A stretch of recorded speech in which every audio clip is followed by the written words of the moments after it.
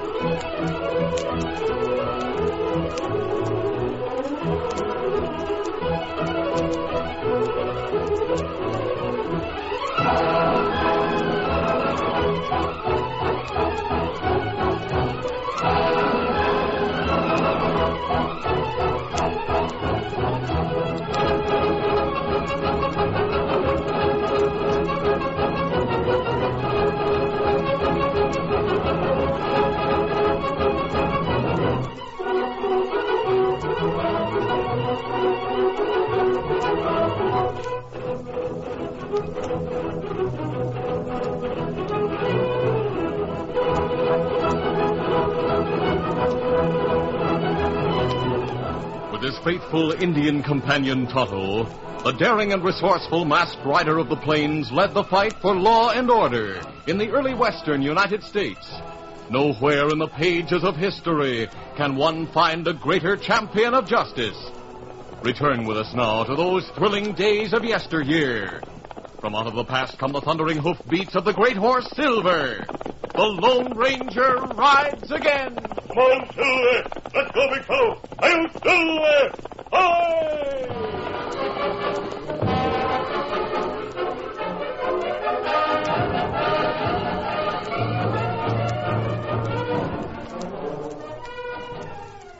The Apache drums had been echoing through the hills every night, and when Silver whinnied, the Lone Ranger and Tonto immediately put out their small campfire.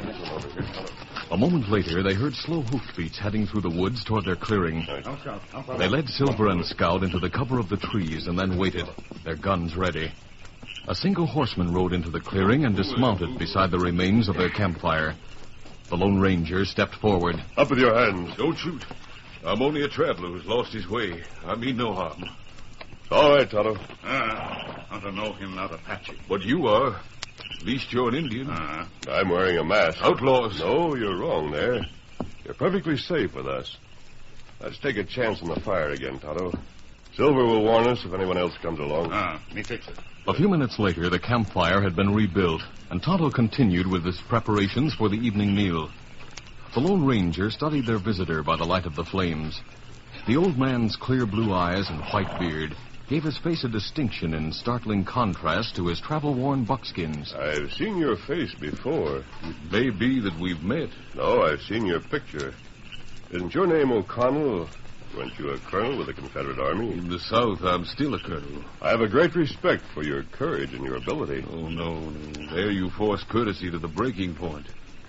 If you recognize me, it'd be impossible to respect me. Courage, ability.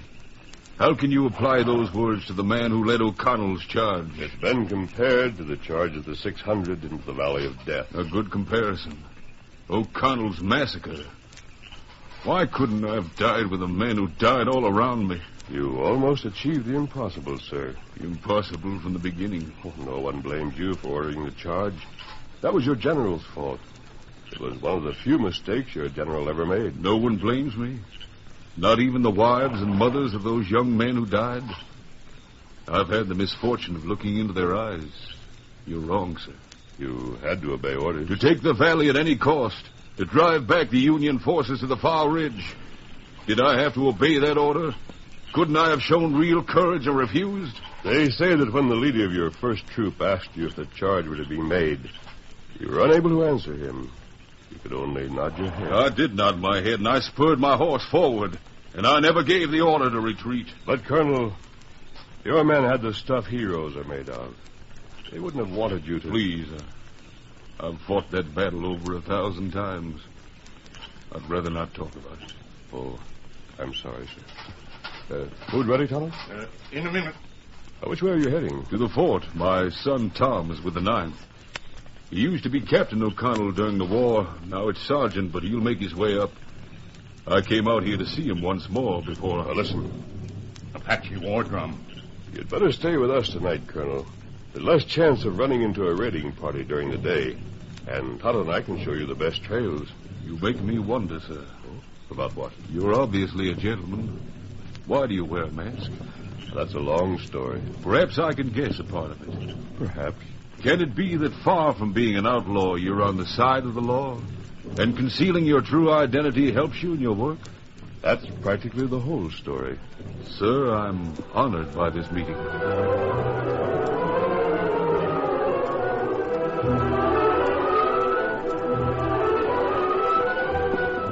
The following morning, the Lone Ranger, Tonto, and the Colonel worked their way down from the tangled hills.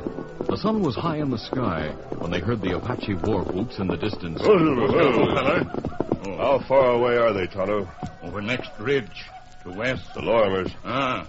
Colonel, a friend of ours has a ranch in the valley beyond that next ridge. You may have heard of him, John Lorimer. He raises the best horses in the west. You believe he's been attacked? Either that or the Indians are trying to run off some of his thoroughbreds. And you're going to his assistance? Yes. Now, all you have to do to get to the fort is follow this trail. And when it hits the valley, keep on traveling due south. I'd like to go with you if I may. I can still shoot, you know. Now, you're welcome, Colonel. One fiddler! As they topped the ridge, they could see a large cloud of dust to the west and another, a smaller cloud, a mile or two behind. Directly below, smoke was pouring from the ranch house, and half a dozen men were fighting to control the blaze. When the Lone Ranger and his companions reached level ground, the masked man led the way to John Lorimer, who was standing under a cottonwood near the house. Hey, look who's coming, a masked man. Boss, that's an Indian with him. I told you fire, men. Get on with your work. Masked man is a friend of mine. Well, it's been a long time, mister, but I'm sure glad to see you. We heard the war cries from the other side of the ridge, and we got here as fast as we could. Mary, my daughter. Mary was riding down by the creek when they attacked. They took her prisoner. They were Apaches. Yes, about 20 of them. And they were after your horses. Look, they got them all. How did they set fire to the house? Fire arrows. It's only the roof, no damage to speak of. It's practically out. You're sure your daughter was taken prisoner? We heard her scream. That was our first warning. 10 minutes later, it was all over. We saw Mary. They forced her to ride away with them. And you sent some men after them? No. My men are all here. No horses. But the Indians are being followed. We saw 2 clouds of dust just when we were up on the ridge. Soldiers. Sergeant O'Connell and his scouting party rode up 20 minutes after the Apache hightailed it. Tom. This is the sergeant's father, John. Oh, well, howdy. How do you do, sir? Your son's trying to cut them off before they reach the pass at the end of the valley. The Apaches have too much of a start. Then they'll keep after them. How many men does the sergeant have? There are 8 of them altogether. Your son can use a few more guns, Colonel. He doesn't know me. Will you vouch for me? I certainly will. All right, let's go. Easy, fella. I promise you, John, we won't come back without your daughter. Thank you. Come on, fella.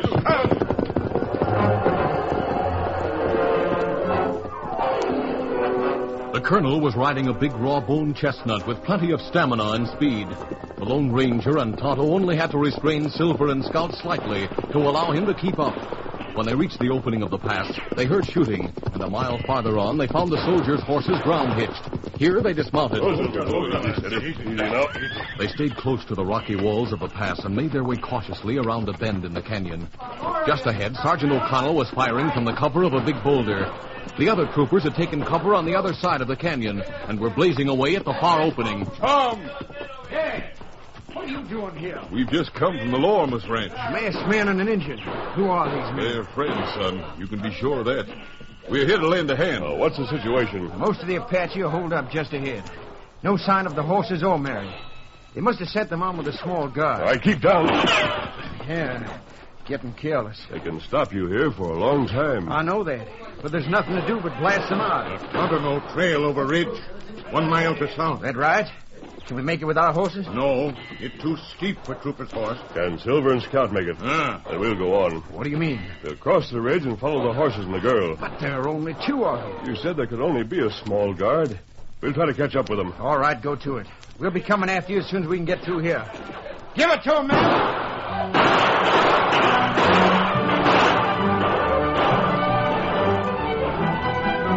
The Lone Ranger and Tonto ran back to their horses, mounted, and followed their back trail through the pass. Then Tonto led the way south to the trail up and over the ridge. It was a trail better suited to mountain goats than horses. But Silver and Scout never hesitated, and in half an hour they were on the far side of the ridge. Tonto dismounted near a patch of soft ground. Fella. Easy, Scout. Easy, fella. Them drive horses this way. Hoof prints not deep. Them not go fast. They think they're safe. Well, that gives us a chance. Easy, Scout. Easy, fella. Silver understands we're following a trail. I'm going to give him his head. That good idea. This rough country. Him follow trail better than Tonto. All right, go to it, boy. Get him up, Scout.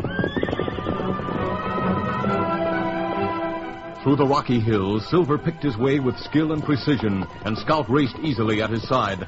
Mile after mile, until suddenly Silver threw up his head and slowed down. What is it, boy? Easy. A moment later, Mary Lorimer rode into sight around a rocky outcropping. Her Palomino was being urged to its greatest speed, but an Indian rode close behind her, his tomahawk raised above his head. There was no chance for the Lone Ranger to shoot. Mary was in his line of fire, but the sight of the masked man and Tonto with their ready guns was enough to stop the Apache.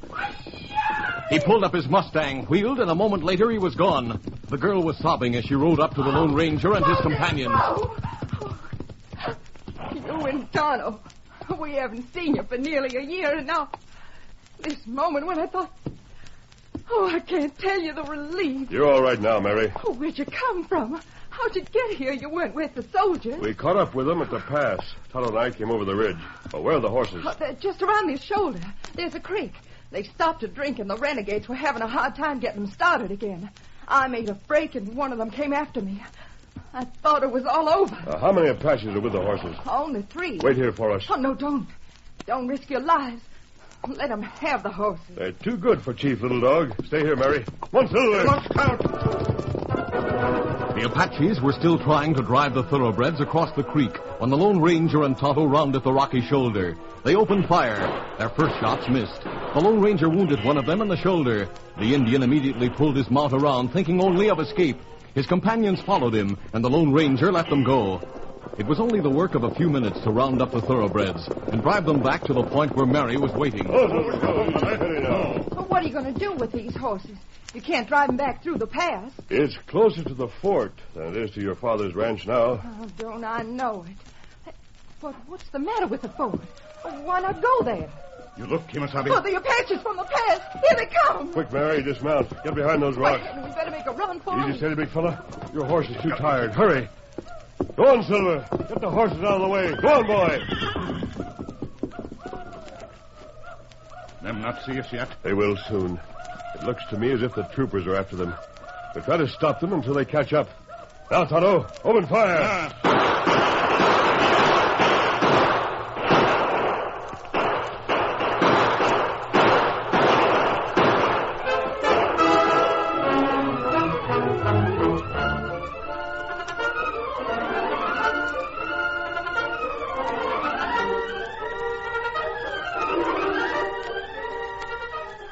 The curtain falls on the first act of our Lone Ranger adventure. Before the next exciting scenes, please permit us to pause for just a few moments.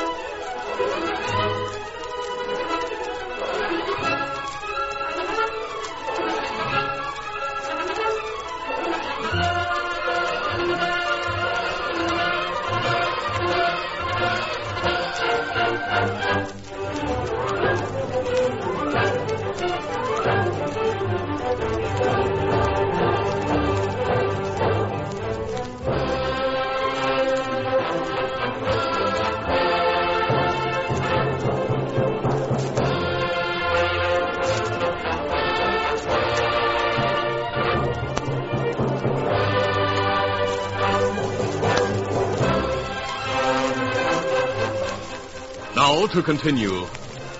Silver led the Lorimer thoroughbreds toward a clump of trees near the cliff wall, but they were still in plain sight when the Apaches thundered up the trail.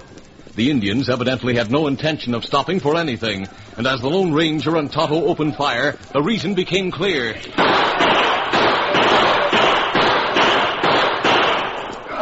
The troopers were nearly on top of them, and the Indians were not returning their fire. Obviously, they were out of ammunition. And when the Lone Ranger and Tonto blocked the trail ahead, they raised their hands and shouted their surrender.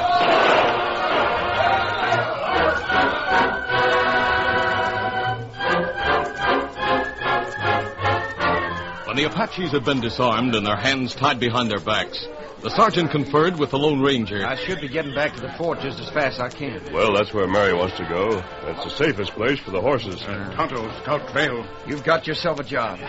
Let's go, men.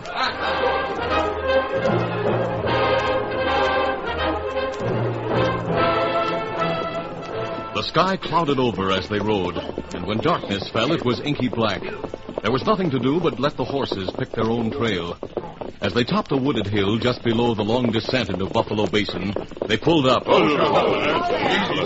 Then Tonto went down the slope on foot.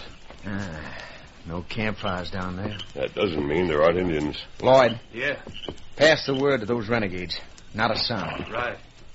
You heard the sergeant. I'll put a bullet to the first one of you that lets out a yip. You savvy?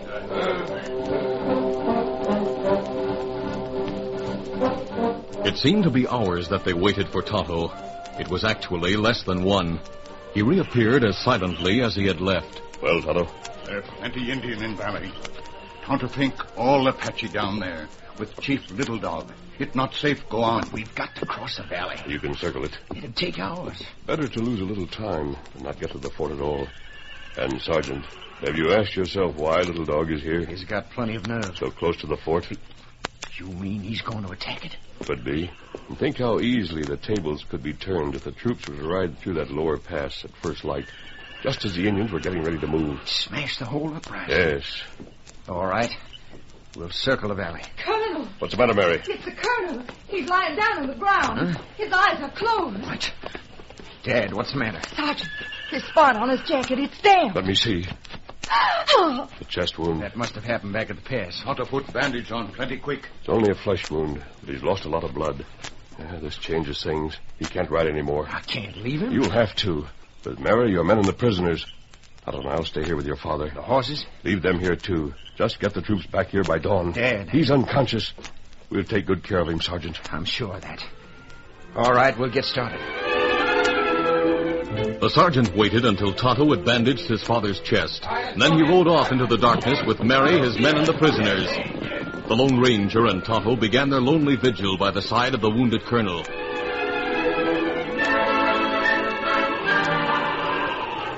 A bitter cold wind sprang up, and although the colonel had been covered with blankets, Tonto was worried. Blankets not enough, Kimasabi. Him need fire. Can we move him somewhere where we can build one without being seen? Tonto afraid to do that. Maybe 2-3 hours, it'd be all right. Not now. Well, we can't light one fire. The Indians would be up here in a second. But we could light a lot of them. Many fire? What would Little Dog think if he suddenly saw a dozen campfires up here on the ridge? Well, him think troop of soldiers. Camp here for night. Yes. And what would he do about it? Him not do anything till dawn. Would he attack then? No. That not way Little Dog fight. Him let soldiers. He few Indian in valley. Small camp. All other Indian hide behind butte, behind rock. There plenty places in valley. Little Dog wait for soldiers to come after few Indian, then all Indians surround troop. That's the way I figure it too, Tonto. Well, we'll build the fires. We'll let him think there's a full troop up here. We'll let him make his plans. But when morning come, and him see only us? The colonel can be moved before then, can't he? Uh-huh. By morning, we'll be gone. In the meantime, the colonel will have the fire he needs.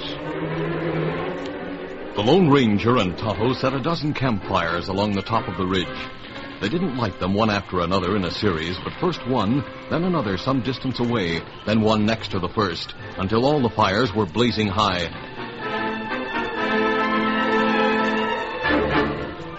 It was only a few minutes later that the colonel stirred for the first time. Then he sat bolt upright and stared around him. Easy, Colonel. Oh, Major. Easy. There's no need to cuddle me, Major. I'm not as tired as you think. I've just returned from the general. Yes, sir. We have our orders. We're to attack at dawn. Yes, sir. In that case, you'd better get some sleep. Eh? Sleep? Ah, blessed sleep that knits up the raveled sleeve of care. If only I didn't know what tomorrow would bring. You'll wake me shortly before dawn, Major. Of course, Colonel. Good night. Good night. Him have fever. Yes, delirious. I suppose this ridge and these fires reminded him of the night before he led his famous charge. Him sleep now. To sleep, perchance to dream. Aye, there's the rub.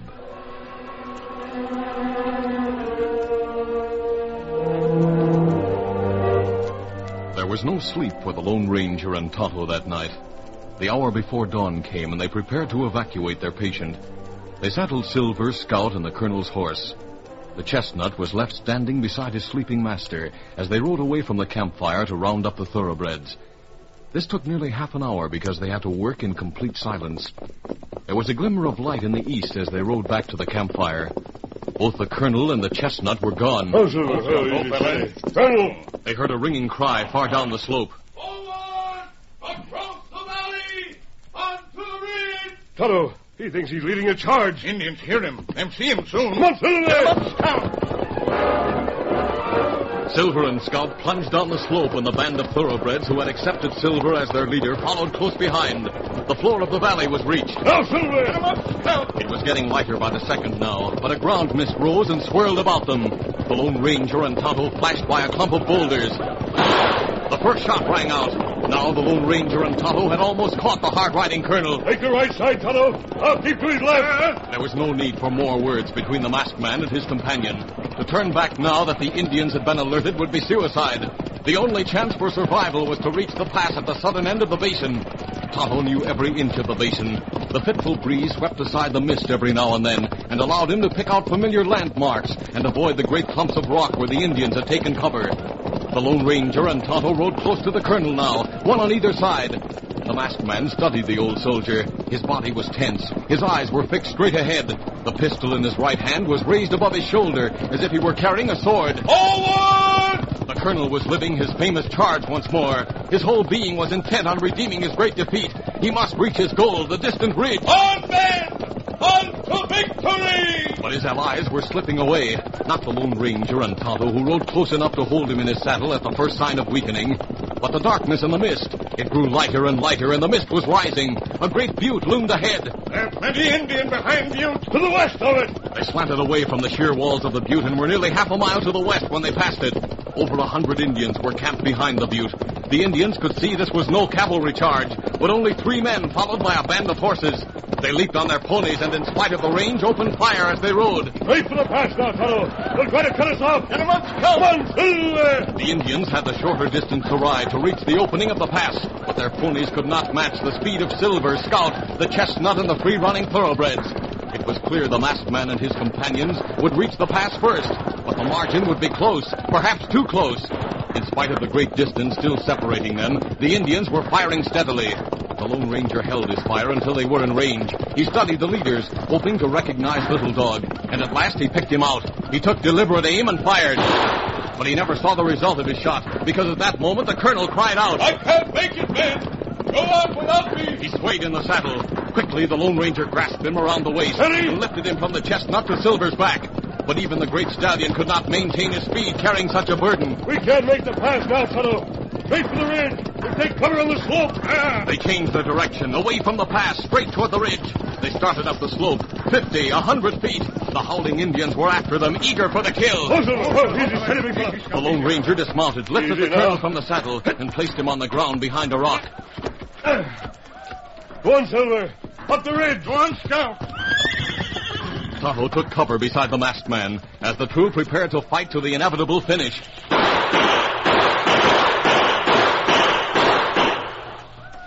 Them not climb ridge here. Them climb ridge to west. Out of range. Them get above us. That all, Kemosabe. We can't leave the colonel. We'll just have to hold out as long as we can. It'll only take Apache a few minutes to climb ridge. But the renegades were never allowed those few minutes. Just as the sun rose above the eastern rim of the basin, a bugle sounded in the distance. A tide of blue poured out of the pass and into the basin. The cavalry tunnel! The Indians rode hard for the cover of the big butte, but soon realized they must fight in the open. The battle was joined, and as the Lone Ranger and Tonto watched it, the colonel stirred. Major, Yes, Colonel. did we make the ridge? Yes, we did. How many men did we lose? Not one, sir. You can rest easy. A great victory. That's right, Colonel. A great victory. And it was a great victory. The Lone Ranger's single shot had wounded Little Dog. Without their leader, the Apaches had no taste for a pitched battle with the odds even.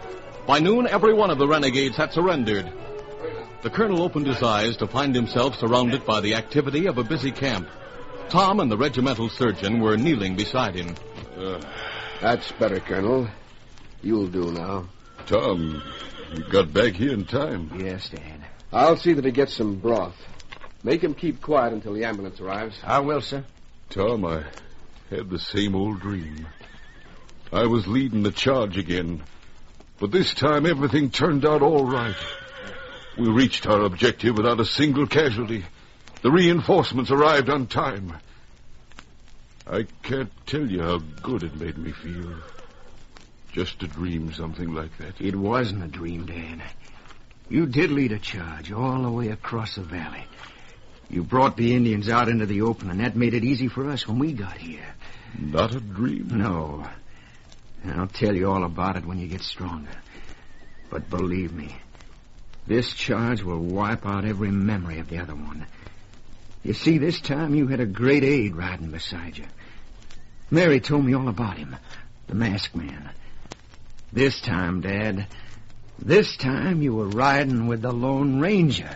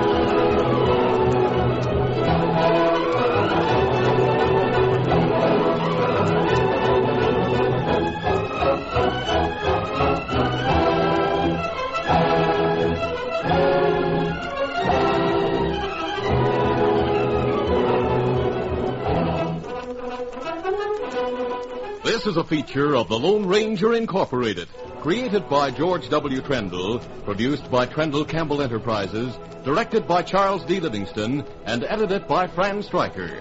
The part of the Lone Ranger is played... You've been listening to the OTR Gold Network. Find more classic radio at otrgold.com.